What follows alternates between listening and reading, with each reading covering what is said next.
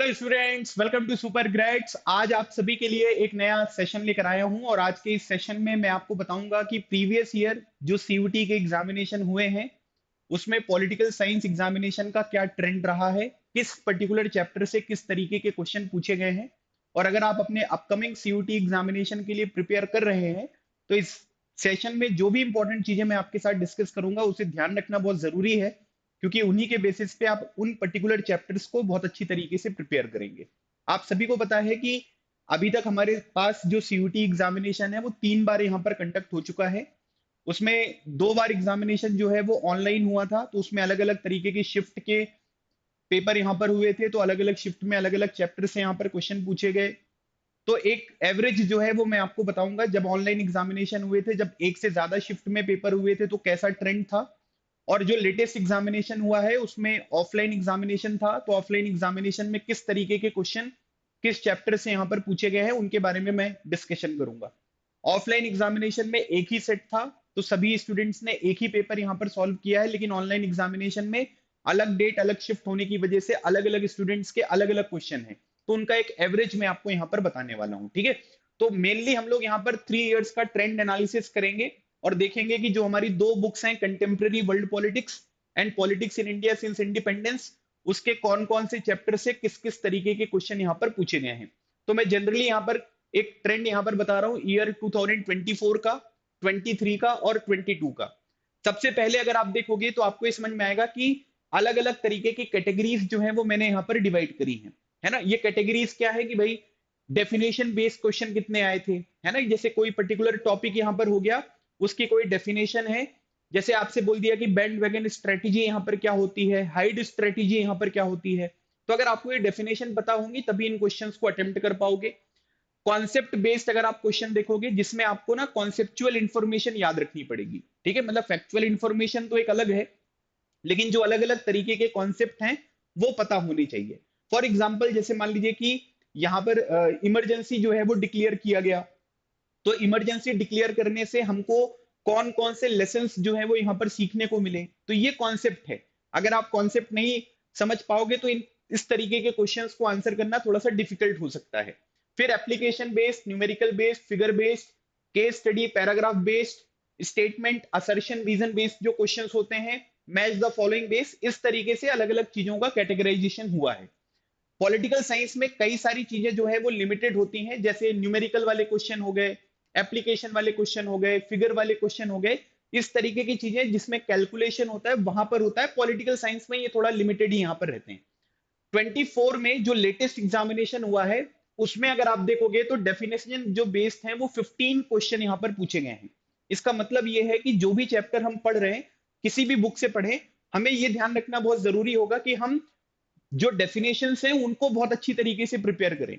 अगर definition prepare नहीं होंगी तो ये 15 क्वेश्चंस में से बहुत सारे क्वेश्चन आप आसानी से सॉल्व नहीं कर पाओगे। कॉन्सेप्ट बेस्ड जो क्वेश्चंस हैं वो 20 पूछे गए हैं। मतलब अगर मेजॉरिटी जो क्वेश्चंस अगर आप पॉलिटिकल साइंस में देखें तो आपको ये समझ में आएगा कि भाई 50 क्वेश्चंस यहाँ पर आते हैं, उनमें से 35 जो क्वेश्चंस हैं वो डेफिनेशन और कॉन्सेप्ट के ऊपर पूछे गए हैं। इसका मतलब है कि थॉरो रीडिंग ऑफ एनसीईआरटी जो है वो मैंडेटरी हो जाती है। तो उसकी रीडिंग अगर आप अच्छे से करोगे, जो भी कॉन्सेप्ट आपने पढ़े वो अच्छे से रिवाइज करोगे, तभी इन क्वेश्चंस को सॉल्व कर सकते हो। Application based, numerical based, figure based जो क्वेश्चंस हैं ये बिल्कुल नहीं आए हैं, आगे भी नहीं आएंगे। आप सभी को पता है कि कॉम्प्रिहेंशन बेस्ड या पैसेज बेस्ड जो क्वेश्चंस होते हैं वो 10 आए हैं। अब इनमें से कुछ क्वेश्चन डायरेक्टली आपको उस पैसेज में उसके आंसर मिल सकते हैं, और कई सारी इंफॉर्मेशन ऐसी होगी जिसमें आपको थोड़ा सोच समझ कर आंसर देना पड़ेगा, है ना। जैसे मान लीजिए कि मैंने यूनाइटेड नेशन का लोगो दिखा दिया, अब यूनाइटेड नेशन के लोगो से रिलेटेड तो क्या ही क्वेश्चन यहाँ पर आएंगे, है ना। लेकिन यूनाइटेड नेशन जो यहाँ पर ऑर्गेनाइजेशन है उससे रिलेटेड बहुत सारे क्वेश्चन यहाँ पर पूछे जा सकते हैं। तो 10 क्वेश्चन जो है वो ये वाले आए हैं। और उसी के बाद अगर आप देखोगे तो मैच द फॉलोइंग वाला जो सेगमेंट है उससे 5 क्वेश्चन आए हैं। मैच द फॉलोइंग में अगर आप देखोगे तो क्रोनोलॉजी के बेसिस पे जो है वो क्वेश्चन यहाँ पर बन सकते हैं। जो लीडर है वो कौन से स्टेट्स के हैं, कौन सी पॉलिटिकल पार्टीज के हैं, उनसे रिलेटेड क्वेश्चन पूछे जा सकते हैं। प्रेसिडेंट कौन किस कंट्री का है, या फिर अलग अलग तरीके के कॉन्सेप्ट, उसका एसोसिएशन किस इंडिविजुअल के साथ है। तो ऐसे क्वेश्चन मैच द फॉलोइंग यहाँ पर पूछे गए। अब इसी चीज को अगर हम 23 में यहाँ पर देखेंगे तो आप ये देखोगे कि 20 क्वेश्चन जो है वो डेफिनेशन बेस्ड है, कॉन्सेप्ट बेस्ड जो है वो 15 क्वेश्चन है, तो इसका मतलब ये हुआ कि यहां पर भी अगर आप देखोगे तो डेफिनेशन और कॉन्सेप्ट का जो वेटेज है वो लगभग 35 क्वेश्चन का आपको देखने को मिल रहा है, और पॉलिटिकल साइंस का ट्रेंड यही है। इसी तरीके से कॉम्प्रिहेंशन बेस्ड क्वेश्चन जो है वो 10 है। असर्शन रीजन के क्वेश्चन इस बार नहीं आए हैं, पिछली बार असर्शन रीजन के क्वेश्चन भी आए थे, तो 2 क्वेश्चन असर्शन रीजन के थे और 3 क्वेश्चन जो है वो मैच द कॉलम के हैं। मैच द कॉलम में पेयर्स को भी मैं यहां पर इंक्लूड कर रहा हूं। 2022 में अगर आप देखोगे तो डेफिनेशन और कॉन्सेप्ट के ऊपर जो है वो लगभग 30 क्वेश्चन यहां पर पूछे गए हैं। 10 क्वेश्चन कॉम्प्रिहेंशन वाले हैं, 4 क्वेश्चन असर्शन रीजन और 6 क्वेश्चन अगर आप देखोगे तो वो यहाँ पर कौन से हैं, ये क्वेश्चन आपको देखने को मिलेंगे मैच द कॉलम, जिसमें पेयर वगैरह भी इंक्लूडेड हैं। और उसके बाद क्रोनोलॉजी वगैरह से रिलेटेड क्वेश्चन जो है वो भी यहाँ पर होंगे। तो आप ये देख सकते हैं कि ये 4-5 सेगमेंट है जो पॉलिटिकल साइंस में आते हैं। अच्छा, एक चीज मैं यहाँ पर ये ऐड करना चाहूंगा, केस स्टडी पैराग्राफ बेस्ड जो क्वेश्चन है ना, इसमें कई बार कार्टून दिखा देते हैं, कार्टून से रिलेटेड इंफॉर्मेशन आपसे पूछ ली जाएगी। कई बार लोगोस आपको दिखा देंगे, लोगो से रिलेटेड क्वेश्चन आपसे पूछ ली जाएगी, तो इसके लिए हमें यहाँ पर प्रिपेयर रहना होगा। तो ये सारे के सारे ये चीजें हो गई। अब इसी तरीके से हम ये देखेंगे कि जितने भी अलग अलग तरीके के चैप्टर्स हैं उनसे यहाँ पर कौन कौन से क्वेश्चन यहाँ पर पूछे गए, या लगभग कितने क्वेश्चन यहाँ पर पूछे गए हैं।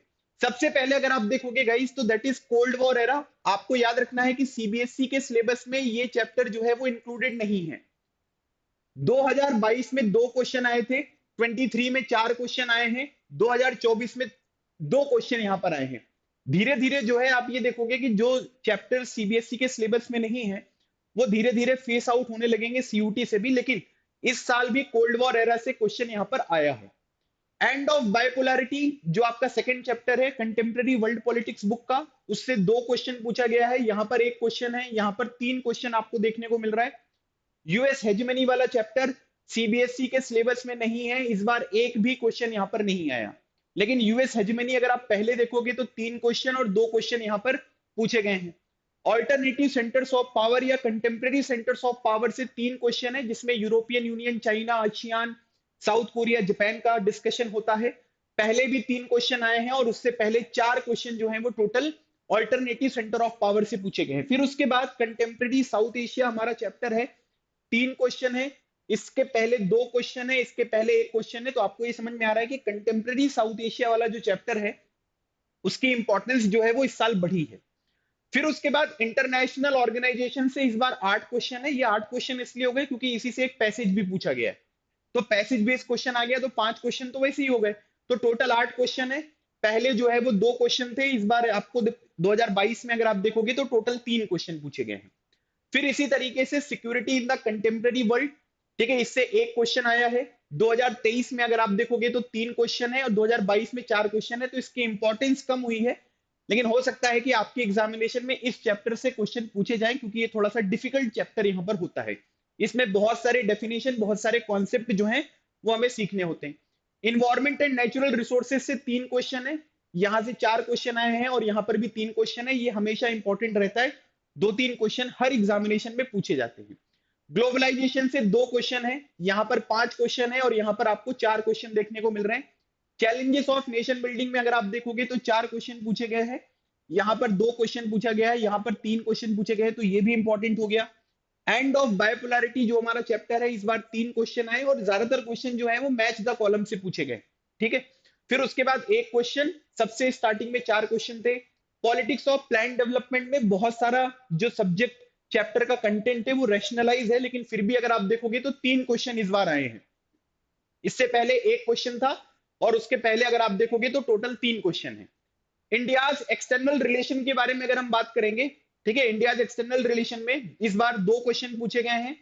फिर उसके बाद 2023 में 4 क्वेश्चन थे, 2022 में 5 क्वेश्चन जो हैं वो इस चैप्टर से पूछे गए हैं। Challenges to and restoration of the Congress system में अगर आप देखोगे तो 2 क्वेश्चन है, 2023 में 3 क्वेश्चन है और यहां पर भी 3 क्वेश्चन है। क्राइसिस ऑफ डेमोक्रेटिक ऑर्डर में भी कई सारा कंटेंट जो है वो रैशनलाइज किया गया है, लेकिन 2 क्वेश्चन, पिछले साल 4 क्वेश्चन आए थे, 2022 में अगर आप देखोगे तो 2 क्वेश्चन आपसे पूछे गए हैं। राइज ऑफ पॉपुलर मूवमेंट जो है वो इसलिए इंपॉर्टेंट है गाइस क्योंकि ये सीबीएसई ने इसको डिलीट किया हुआ है ना, जिसमें अलग अलग तरीके के मूवमेंट्स वगैरह के बारे में पढ़ाया गया। एक ही क्वेश्चन आया इस बार, पिछली बार 3 क्वेश्चन थे, उसके पहली बार 2 क्वेश्चन है। फिर रीजनल एस्पिरेशन वाला जो चैप्टर है, ये एक पैसेज इससे बना है क्वेश्चन में, तो यहाँ पर अगर आप देखोगे नॉर्थ ईस्ट के ऊपर एक पैसेज आया था, तो 8 क्वेश्चन है। और उसके बाद 2023 में एक क्वेश्चन आया था, 2022 में 4 क्वेश्चन। रीजनल एस्पिरेशन बहुत इंपॉर्टेंट चैप्टर है, इस बार तो पैसेज दे दिया था, है ना, नहीं तो इससे बहुत सारे कॉम्प्लेक्स क्वेश्चंस जो है वो यहाँ पर बनाए जा सकते हैं। तो आपको ये जो पूरे के पूरे चैप्टर्स का मैंने एक एनालिसिस यहाँ पर प्रोवाइड किया, इससे एक बात ये समझ में आ रही है कि जो डिलीटेड चैप्टर्स है सीबीएसई के, उनसे थोड़े से क्वेश्चन जो है वो कम पूछे गए हैं। लेकिन ऐसा नहीं है कि उनसे क्वेश्चन आए ही नहीं है, दूसरे चैप्टर्स अगर आप देखोगे तो उनसे क्वेश्चन पूछे गए हैं। तो ओवरऑल आपको सभी चैप्टर्स जो है वो प्रिपेयर करने हैं। हम एक स्ट्रैटेजी जो है वो ये बना सकते हैं कि हम सबसे पहले उन पर्टिकुलर चैप्टर्स को अच्छे से कवर कर ले जो यहाँ पर क्या है कि सीबीएसई के सिलेबस में भी है और सीयूटी के सिलेबस में भी है। आखिरी चैप्टर है recent developments in Indian politics, केवल एक क्वेश्चन है। पिछले साल भी एक क्वेश्चन था, उसके पहले 3 क्वेश्चन है, और ये बहुत ही इंपॉर्टेंट चैप्टर है, इससे बहुत सारे क्वेश्चन बन सकते हैं। तो आगे आने वाले जो एग्जामिनेशन है उसके लिए इस चैप्टर को बहुत अच्छी तरीके से प्रिपेयर करना जरूरी है। ठीक है भाई, क्लियर हो गया बात? तो ये सारा का सारा एक मैंने ट्रेंड एनालिसिस किया, जिसमें मैंने आपको टाइप ऑफ क्वेश्चंस के बारे में बताया, और साथ ही साथ किस चैप्टर से कितने क्वेश्चन यहाँ पर पूछे गए हैं उनके बारे में भी मैंने यहाँ पर बात कर ली है। ठीक है, तो आप ये कुछ इंपॉर्टेंट लिंक्स हैं, आप इन लिंक्स को विजिट करके, है ना, हमारे साथ जुड़ सकते हैं। इस नंबर पर कॉल करके आप जो भी आपकी क्वेरीज हैं, आपके बोर्ड एग्जामिनेशन से रिलेटेड, सीयूटी एग्जामिनेशन से रिलेटेड, वो आप जो है वो यहाँ पर क्लियर कर सकते हैं। और जो भी इंपॉर्टेंट अपडेट्स है उनके लिए टेलीग्राम चैनल और इंस्टाग्राम जो हमारा हैंडल है उसे ज्वाइन करें, ताकि आप किसी भी इंपॉर्टेंट इंफॉर्मेशन को यहाँ पर मिस ना करें। अगले सेशन में इसी तरीके का एक और इंपॉर्टेंट यूजफुल सेशन मैं आपके लिए लेकर आऊंगा। तब तक keep smiling and keep preparing. लगे रहो, एग्जाम क्लियर करो। Thank you so much. जय हिंद।